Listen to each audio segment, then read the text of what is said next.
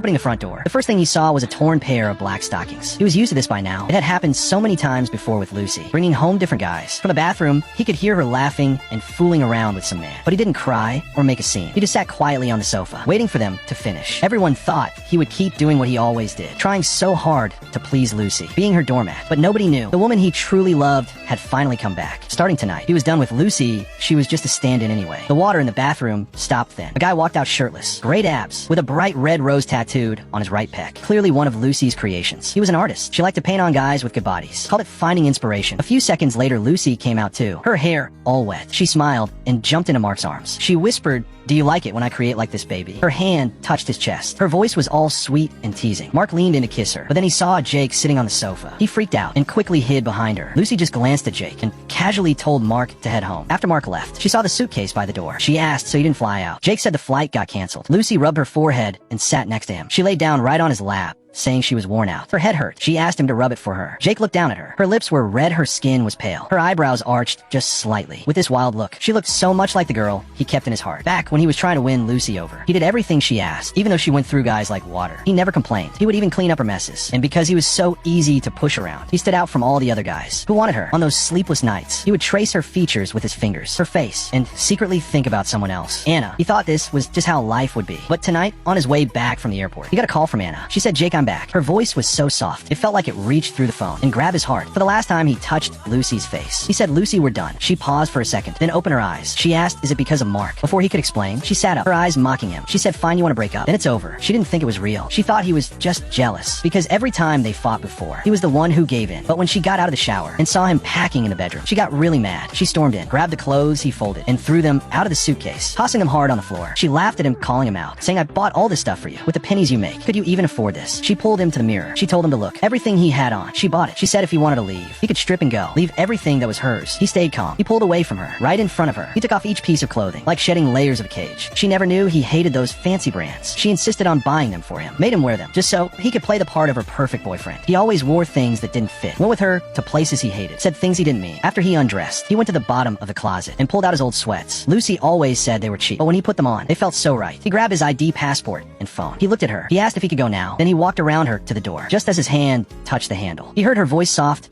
and sweet, saying, "Hey baby, sending you the address. Come find me." He didn't listen anymore. He closed the door without looking back. After it shut, something slammed hard against it from inside. He could hear her screaming through the door, screaming that he would regret this, saying she never looks back, not now, not ever. After the breakup, he blocked her on everything and lived a simple, quiet life until one day after work, his old high school class president called saying, "Hey Jake, there's a reunion this weekend at the Lantern Bar. Anna's gonna be there." He couldn't sleep for days. That weekend, he dug out his favorite shirt and got there half an early in the elevator. Watching the floor numbers go up, his heart started racing. But of course, as the doors opened, he ran right into Lucy's best friend. Drunk she pushed him into a nearby room.